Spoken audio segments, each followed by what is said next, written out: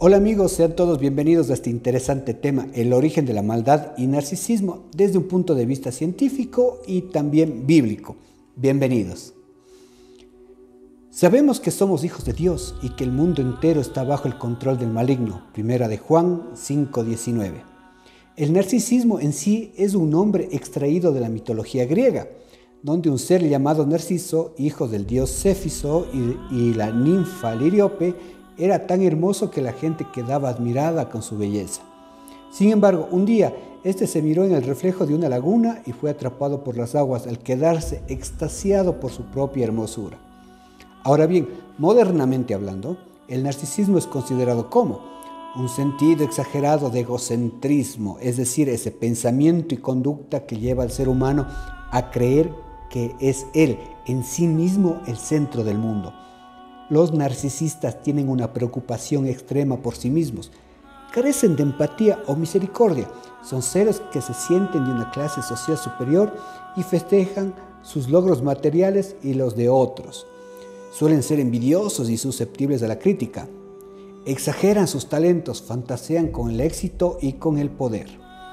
Por otra parte, escrutar la maldad es muy difícil en términos científicos, aunque su origen sabemos hoy en día es en parte genético, psicológico y socialmente aprendido. Sin embargo, es posible crear una hipótesis sobre su origen en la humanidad. En este video trataremos del narcisismo desde la Biblia y veremos si este fenómeno, también llamado orgullo o egocentrismo, está asociado a la maldad. En el libro de los Salmos, en el capítulo 51, versículo 5 dice: «Yo sé que soy pecador de nacimiento, pecador, desde que me concibió mi madre». Este versículo nos muestra que la humanidad en germen posee la maldad genéticamente heredada. ¿De quién le heredamos? ¿Cuándo sucedió esto? El Homo sapiens tiene como 100 a 120 mil años de existencia sobre la Tierra. Obviamente, hubo otros homínidos antes que ellos y otros más coexistieron con estos. A su vez, vamos a remontarnos a la época que se supone sucedió la historia del huerto del Edén. De paso veremos cómo este relato bíblico encaja en la historia de la evolución. La Biblia nos da pistas precisas para esta hipótesis. Pues, de acuerdo con algunos versículos en el libro del Génesis, en el capítulo 4, vemos que un descendiente de Caín llamado Sila forjaba hierro y bronce, y esto nos ubica hace unos 7000 años, en la época conocida como la Edad de los Metales. Asimismo, en este capítulo bíblico que habla sobre los primeros descendientes de Adán y Eva, nos relata sobre también un personaje hábil para la música llamado Jubal, que tocaba la flauta y el arpa. Ahora bien, estos personajes nos muestran que la humanidad en aquel tiempo tenían habilidades muy sofisticadas.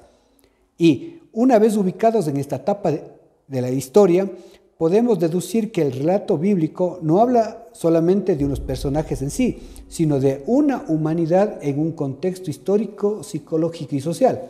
Por supuesto, Adán y Eva son representantes de la primera humanidad con conciencia, una conciencia que les va a permitir discernir entre el bien y el mal. Génesis 2:9. «Y había Dios hecho nacer de la tierra todo árbol delicioso a la vista, y bueno para comer, también el árbol de la vida en medio del huerto, y el árbol de la ciencia, del bien y del mal». En el Génesis, Dios les habla a los primeros humanos que adquirirán conciencia entre el bien y el mal, pues antes de la Edad de los Metales sabemos que hubo una prehistoria y, aunque el ser humano prehistórico se le considera un Homo sapiens, posiblemente no era del todo consciente. Y esto lo podemos ver todavía en los seres humanos modernos, cuya conciencia en varios casos, muchas de las veces, todavía no es madura. El nacimiento del narcisismo en la mente humana despliega unas hipótesis. ¿Es en sí el narcisismo la expresión de la maldad en el ser humano? ¿Qué es lo que muestra la palabra de Dios con respecto al narcisismo?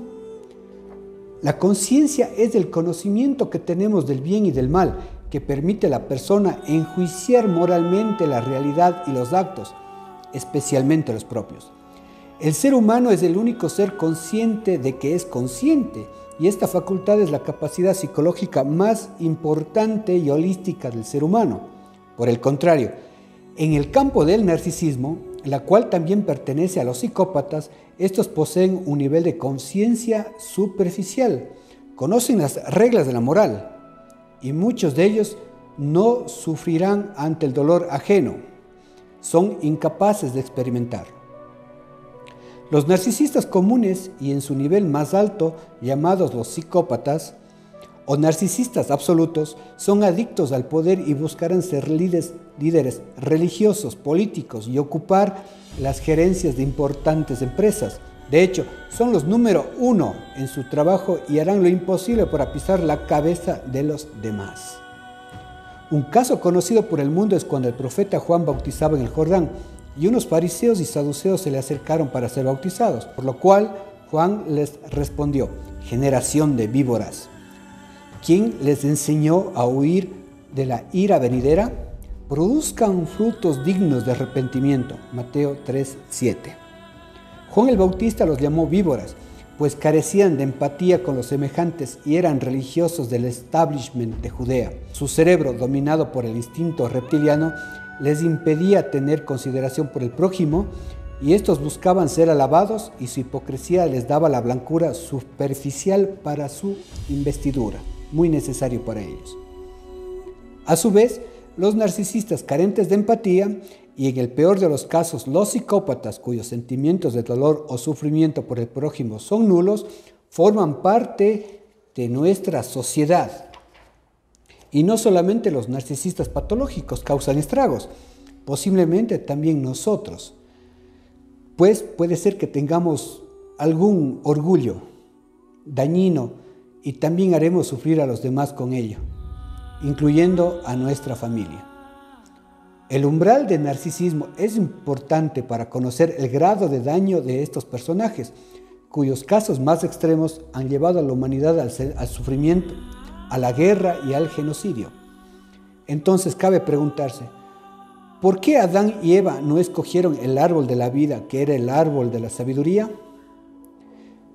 De hecho, Adán y Eva prefirieron la inmortalidad que les ofreció la serpiente o el narcisismo impreso en la genética humana, lo que les llevó a desobedecer, así como lo hizo el ángel Luzbel, quien creyó llegar a ser como Dios. Isaías 14. ¿Cómo caíste del cielo, oh Lucifer, hijo de la aurora? ¿Cómo has sido derribado en tierra, tú que fuiste tan poderoso luchando contra las naciones del mundo?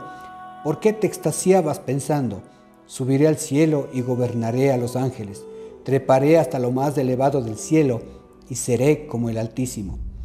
Los narcisistas son seres endiosados, contrarios al mensaje de la sabiduría y de la humildad que nos trajo el Nazareno. El narcisismo es el pecado primordial, es la oscuridad del alma y del universo. ¿Te atreverías a salir de esa oscuridad y ser luz? Te leo en los comentarios. Si te gustó el video, por favor, dale un me gusta, compártelo, suscríbete. Muchas gracias.